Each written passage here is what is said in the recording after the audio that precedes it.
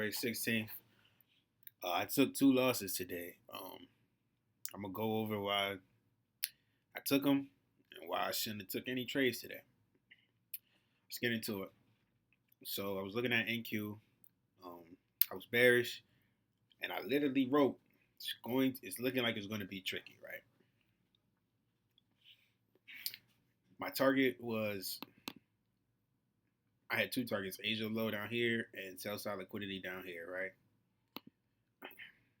So I wrote, I can tell today it's gonna be tricky. I'm gonna be patient as fuck, right? I wrote that down. I just want to keep that noted.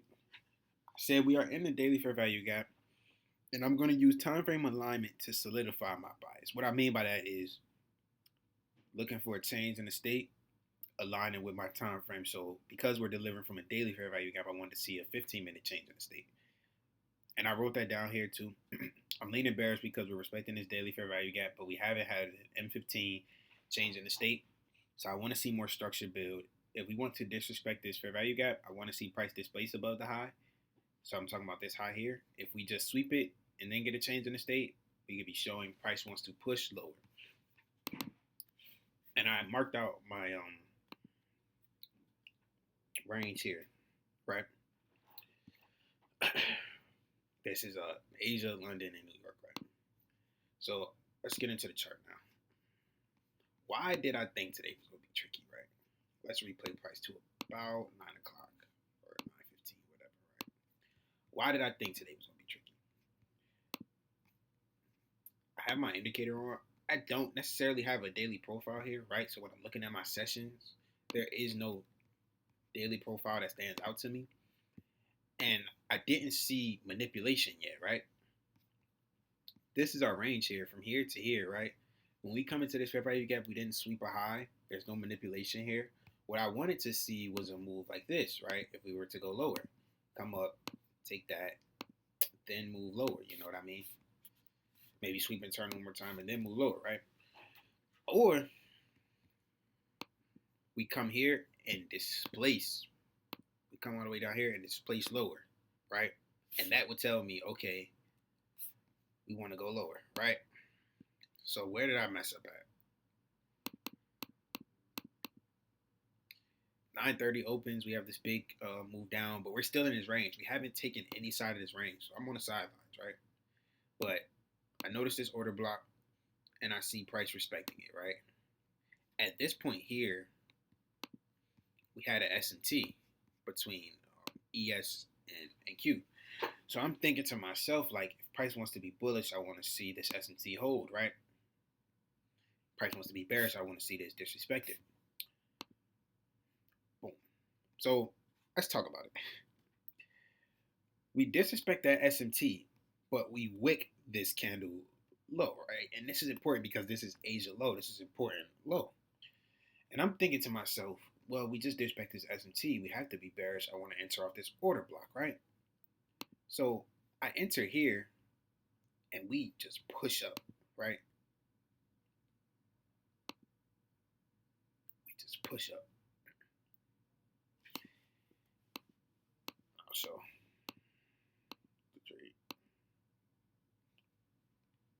Right, I enter like here, and then we push up, right? So my stop is, I come down on the 1 minute actually, show you where my stop was.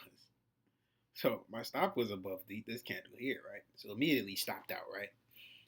And so now I'm like, okay, my fault. Yeah, I entered. This is the 5 minute here, right? I entered off this candle here, right? Because I was like, okay, right? We should respect this new order block that formed, right? Because we respected this order block, right? Not realizing what we were doing in price. So this comes from me being too zoomed in and not waiting and kind of not letting the market show me what it wants to do, just reacting based upon things that happen, right? So then I take another trade. And this trade was so fucking stupid. I'm still bearish, right? We come back up and we're respecting this order block hard. It's 5 minutes. So I'm like, okay, I want to see price go lower, right? Look at this shit. Price didn't even close. Price wicks underneath this fair value gap. Doesn't even disrespect it. It's 1 minute bullish fair value gap. And this is just in the middle of fucking nowhere. But price wicks this and I answered, right? Immediately. Push up, stopped out, right? Stop was like right here. And I took a stupid loss, right? Why I shouldn't have taken a trade was because I was fucking bearish, right? And I didn't get any sign for us to go lower, right? Sure, you want to be bearish, you wait for price to come into this, right? And that's another reason why I took that trade, because we tapped into the 15-minute fair value gap. But I know that when we tap into fair value gaps, most of the time, we want to sweep liquidity inside the fair value gap first before we go in a direction that we want to go.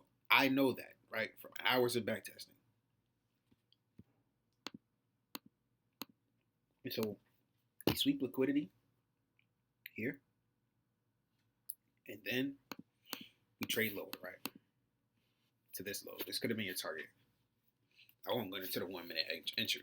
But that should have been the trade, right? If you were bearish, right? Not any of this, right? I was expecting more continuation today, but either way, you never get displacement. Even this here.